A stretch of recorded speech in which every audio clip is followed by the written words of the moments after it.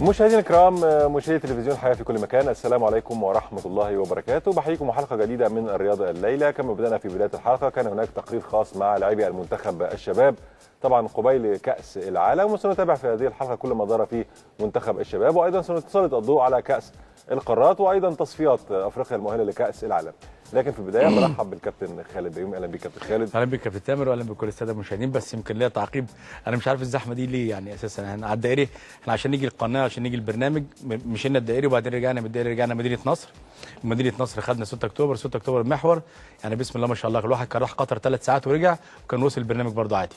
فحاجه غريبه جدا بصراحه. يعني ما اعرفش هل هي بقى حادثه البلاك بلوك زي ما بيقولوا، في عدم سيوله مرور. انا لقيت مصر كلها راجعه، يعني احنا جايين كلنا مصر كلها راجعه بضهرها. كلها راجعه بضهرها. كما تابعنا مشاهدينا الكرام منذ قليل كان زميلنا مهيب عبد الهادي اجرى لقاءات في معسكر كاس العالم للشباب. الخبر الاخر خاص بصالح جمعه. صالح جمعه ينضم لمعسكر منتخب الشباب بمشيئه الله، يسافر معهم سويسرا، تكون هناك مباراتين مع غانا والبرازيل. كان هناك اختبارات لصالح جمعه في فيورت الالماني، كان تستاذن من الكابتن ربيع ياسين، وكابتن خالد راح لعمل اختبارات في فيورت ويعود مره اخرى للمشاركه مع منتخب الشباب. والله طبعا اتمنى التوفيق لصالح. صالح من اللعيبه الكويسين جدا، يعني بدانا نشوف الصحف المصريه دلوقتي جندوجان الكره المصريه زي جندوجان بروسيا دورتموند بالظبط. اتمنى له التوفيق. صالح من افضل اللعيبه اذا كان خلقيا وفنيا، اتمنى له التوفيق لانه لاعب لديه امكانيات عاليه جدا، سيستفيد من تجربه الاحتراف في بروسيا دورتموند باذن الله، ويستفيد كمان مع المنتخب المصري.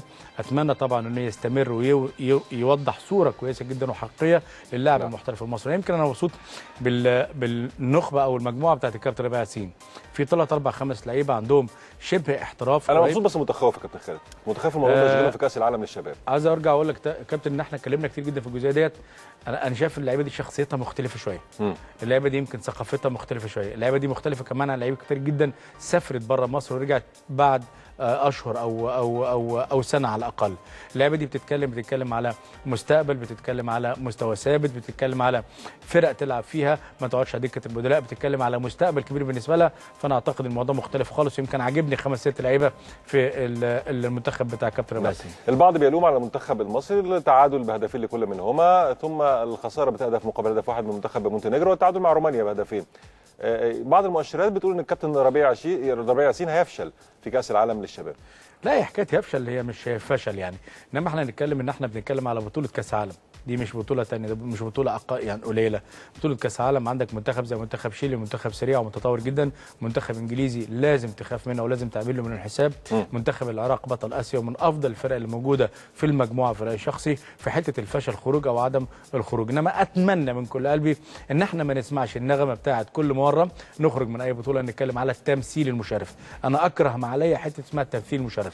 لازم اذا كنا نلعب كره قدم، اذا كان عندنا هدف، عندنا تارجت معين، الوصول للدور الثاني، بعدين نوصل للسيمي فاينل، بعدين الفاينل، نلعب على الثالث والرابع ونلعب على الفاينل. هذا ما اتمناه من كل اللعيبه. المعسكر واضح من الصور اللي جابها لنا زميل مهيب، واضح كمان من شكل اللعيبه، واضح اللعيبه ان في استقرار، في نواحي نفسيه عاليه جدا. اتمنى من كل قلبي ان احنا نستفيد. انما كاس العالم كاس عالم كبيره جدا، وكاس عالم قويه، وكاس عالم عندها امكانيات عاليه جدا. وزي ما قلت لك انا متخوف رقم 1 بالنسبه لي عشان نصنف الفرق، متخوف من منتخب العراق، بعد كده منتخب شيلي، بعد كده منتخب انجلترا. خوفي الاول من منتخب العراق لانه فرقه ممتازه تكتيكيا وفنيا، مستوى لعيبه اكثر من رائع، مدرب ممتاز، لعب معاهم خليجي 21 بمجموعه لعيبه صغيرين ب10 لاعبين صغار من اصل فرقه منتخب الشباب، وصل لفاينل لعب منتخب الامارات. فعشان كده انا بقول لك الفرقه مستعده بشكل رائع، وده ما اتمنى ان احنا نقدر نعمل حاجه كويسه جدا في كاس العالم. نعم.